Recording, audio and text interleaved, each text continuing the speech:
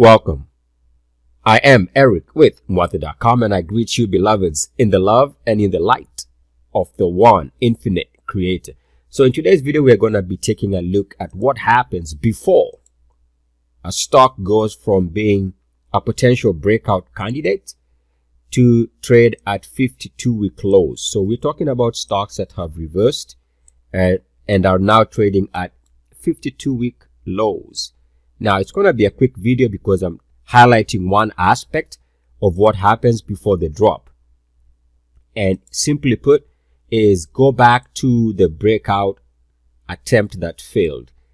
The most recent failed breakout attempt is a warning sign. And we can see good evidence of this here. There's a breakout attempt here that fails. And this is a monthly chart.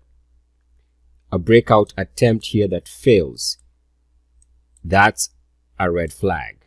So you'll see that once it fails to break out, really holding it in this phase is of high risk, because unless, and it is a possibility, unless it turns around and breaks out again, chances are you are in a sideways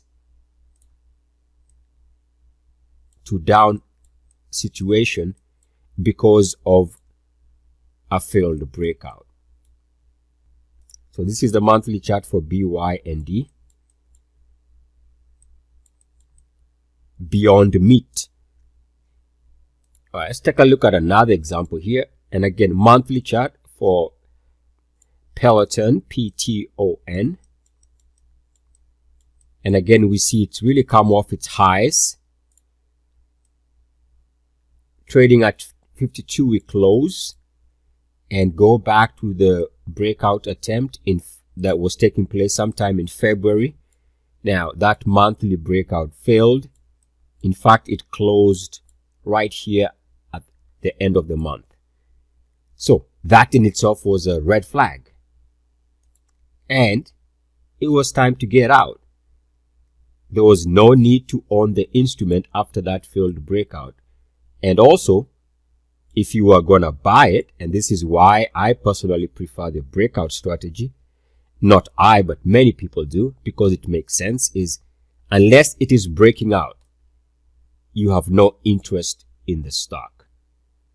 Unless there's a fresh breakout that is successful, there is no interest in the stock, and so you generally are not going to write an instrument down. Why? Because you are playing breakouts, and if the breakouts fail, you are out of that trade. Let's take a look at another stock.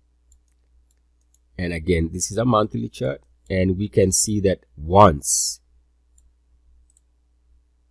this breakout failed, you can see a successful breakout here.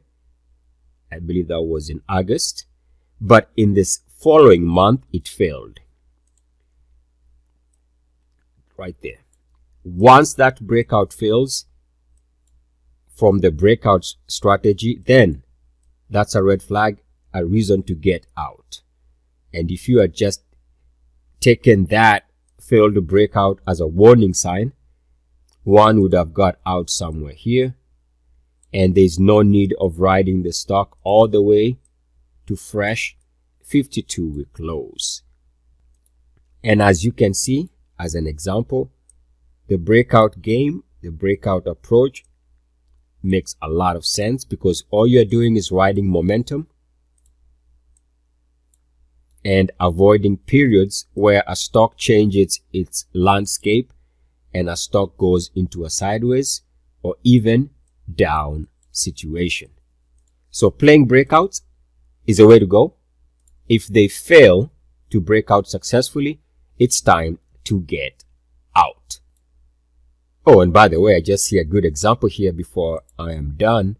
We also see the same situation, but this time in the reverse. Take this monthly closing low and draw at the breakdown price. You can see here there was a breakdown in price. So let's say you wanted to go short.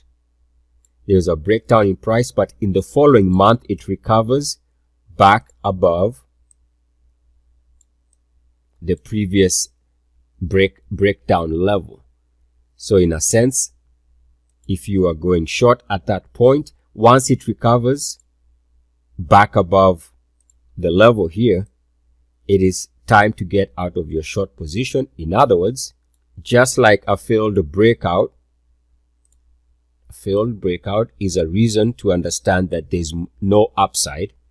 It also means a failed breakdown is a reason to anticipate prices recovering and moving higher. And so it is. I am Eric with Muathe.com, and I leave you, beloveds, in the love and in the light of the one infinite creator. Go forth, therefore, rejoicing in the power and in the peace of the one creator.